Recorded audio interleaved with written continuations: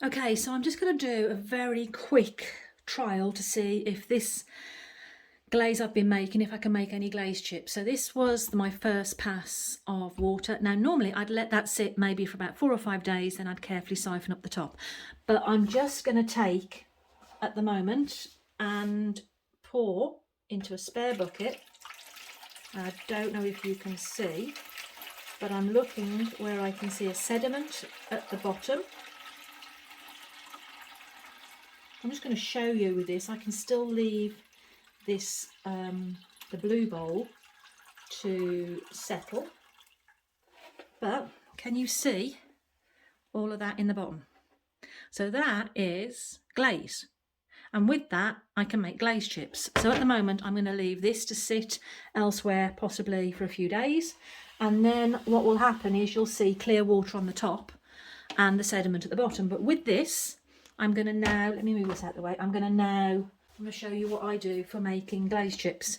So I have, do you know you have plastic wallets that you can put documents in? They're like joined at one side and you can put a document in. Well, there are some that have got texture on, some that are clear, and I literally get some of these are old ones, and I've just lightly sanded the surface of them to just stop them being super glossy. And all I do is, let me see if you can see this, I'll just make some space. Here is my laminate, and I will take this and literally paint it on the laminate. Now you can see how it's pooling, and that's quite normal.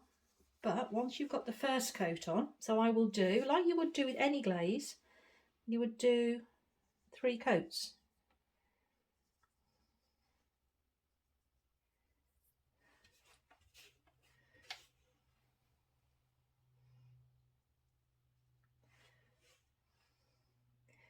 And you can see that the more I'm getting off the bottom of the bowl, it's thicker.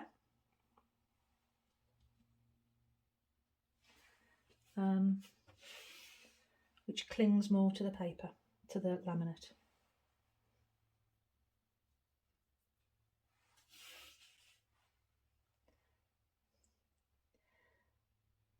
Now, does this come out mucky brown when you make your own glazes, or does it come out in different colours? No idea. Hence the experiment. But at the end of the day, this is glaze. It's all the colorants that's made that glaze. So what I'm going to do is let that dry and then do another coat, let it dry, and then another coat. Okay, I'm just going to let that dry. So I fast forwarded about an hour.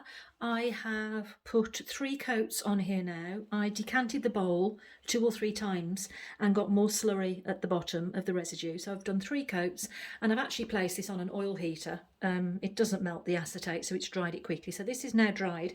As I've just moved it, you can see it's already starting to flake on the top, but this is fully dry with 3 coats on. So all I tend to do is I just get a piece of paper, which I use time and time again, folded into 4. I place this on, and you can see everything is breaking up as I'm holding it. I've got to be careful here, so I've got a mask on, and I will roll this up like this,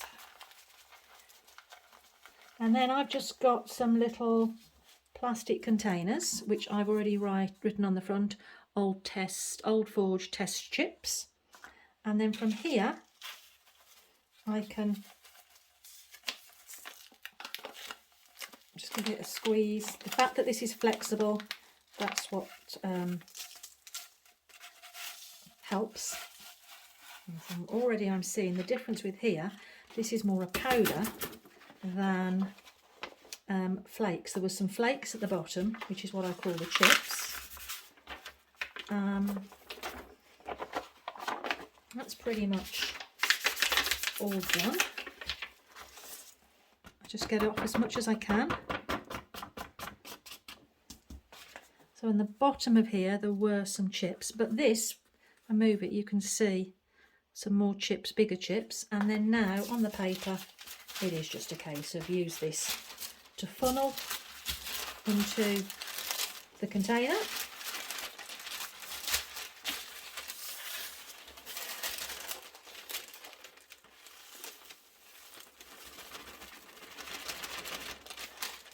And then what I'd normally do is this piece of paper, if I've got a glaze that I like making chips of a lot, I will hold it up in this paper and store it in a box with the name of the glaze on it. So when I want to make some more chips of this glaze, I'll just reuse that same acetate. I don't clean it, wash it off. So I will write on here, that keeps it all contained, and I'm going to write on here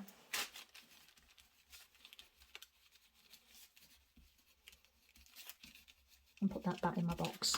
This will go on my shelf amongst everything else, and I will see if I've got something I can test this on the same time as I do my test tiles. So yeah, that's how I make my glaze chips. Hi, I'm going to now just show you how I'm going to do a test with these glaze chips that I made earlier. I've got some what I call test strips that have already been bisque fired, so I'm just going to put on here that I'm going to try ivory. I've no idea how this is going to work, but I don't want to put this with any Make glazes. I need to keep it with Joe's. So 19 ivory and then plus mystery chips, and then the same on this one, hashtag 19 ivory plus chips larger. So I don't know whether the powder is going to create anything or the larger chips. So I'm going to do one with the powder and the longer one I'm going to do with the little chips. I'm going to try and apply a base, and I've got to work quite quickly. So I'm just going to use the ivory and I'm going to pour this in the base of here to try and do a 3-second dip. Oh, didn't mean to do that. That's no good. Right, so this was the larger ones. So 1, 2, 3. Take it out, and then quickly, while it's wet, bigger chips, and then this one. 1, 2, 3. Take it out, and this is now the powder. See what happens, and I'll glaze fire those exactly the same as I would do everything else. I'll do those flat because this would be for application on a plate or a platter or something flat. So these are the mystery chips. I'll have to look at the pre-fired application, but one was bigger chunks than the other. One was more powder and the other one was bigger chunks, but that was on an ivory base. So it's coming out all one colour. Yeah, you know, might be interesting to use in an application. We'll see. So in addition, I also tried this over 2 different base colours from Joe's Glazes to try and see what the effect was. Pretty similar. Not too sure about it. I think I need to add something to make it more into chips rather than powder. Need to research that.